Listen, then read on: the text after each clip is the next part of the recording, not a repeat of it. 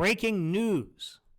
The Philadelphia Eagles surprised a lot of us, and they are bringing back cornerback James Bradberry on a 3-year, $38 million deal, a 12.66 AAV average, right around what he was estimated to get, guys, which was about $13 million. And guess what? Man, the cornerback position got a little bit more stability here, because I'd be lying if I told you that I wasn't concerned going into the draft that, oh boy, I hope we get somebody real good real soon, because we're going to be in trouble. All right, y'all, let's talk for a few minutes. What's up, Cerebral Football fans? My name is Steven Hyder. This is Gate City Sports Channel.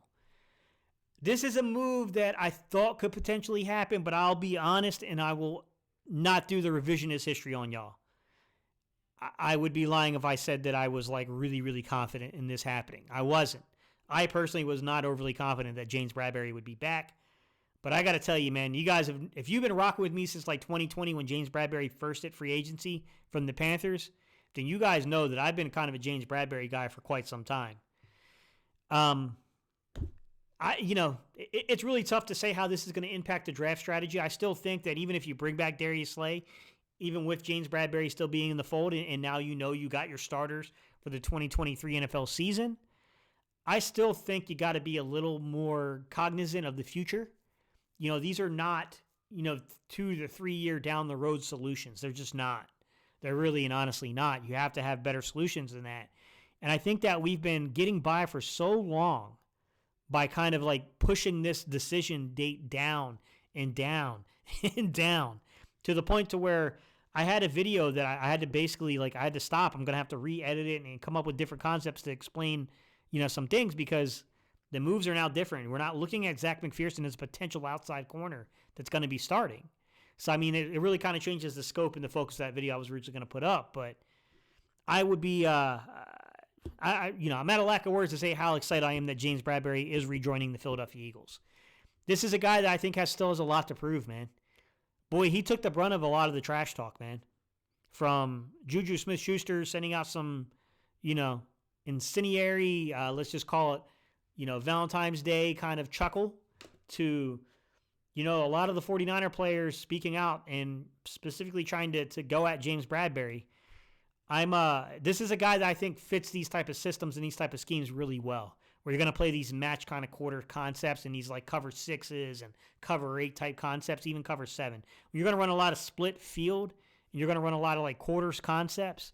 I definitely think that James Bradberry is a very, very good fit inside those types of systems.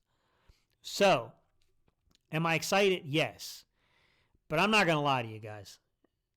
I'm still secretly really holding out hope that they find a way through the money, they find a way through whatever it takes to get this done, to maybe get C.J. Gardner-Johnson back. And I know that, hey, Gate, come on, bro. I get it, but man, if you can get back Darius Slay, you can get back James Bradberry, you can get back C.J. Gardner-Johnson, and all you're walking away from is Marcus Epps, and now you're walking into the draft with, maybe some needs at off-ball linebacker. If we're going to be, stacked off-ball linebacker, you still have some needs there. You got some needs definitely on the interior pass rush, the interior defensive line in particular. And then maybe at the outside edge rushing spot, you might need something past just this year. You need a guy that can kind of be in a rotation here past, Derek Barnett and Brandon Graham eventually moving on. You're going to need those other, those other role players, if you will, at some point. They're going to be able to have to step up. So, yeah, I mean, you still would have some needs. But, man, I got to tell you, if you can return 3 out of 4 of your secondary members back, I think it really changes the narratives personally around the Philadelphia Eagles. If you told me that we were going to lose Javon Hargrave, we were going to lose T.J. Edwards and Kaiser White, but we were going to be able to retain C.J. Gardner-Johnson and we would be able to retain James Bradberry in their place, I would have taken it. I would have taken that deal. I would have absolutely taken that deal. And I really think Javon Hargrave is a really good interior pass rusher. I do. I think he's a really, really good interior pass rusher. But I'm also really, really excited about the future of Milton Williams.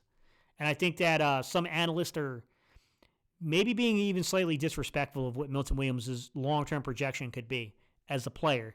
So being able to lock up the secondary and being able to focus on that interior defensive line, being able to get Jordan Davis up to speed, being able to add some rotational pieces to the interior defensive line and not sitting here sweating it out about the secondary guys, It changes my perspective. I'll just say that, guys. It changes my perspective of what I believe the Philadelphia Eagles are, man. All right, y'all. James Bradberry is back in the fold. I don't know what's going on with C.J. Gardner-Johnson, guys. We'll see. All right, y'all. Leave your comments down below. Let me know what you think. And, yeah, I have a video coming up where we're going to talk about the running back position, but I just figured that this is probably something that needs to come first, and then we'll talk about the running back position because I got a way more in-depth breakdown about Rashad Penny and that signing. You guys know I went over every single number there is and all the athletic testing, so that video will be coming up. All right, y'all. I'm out of here.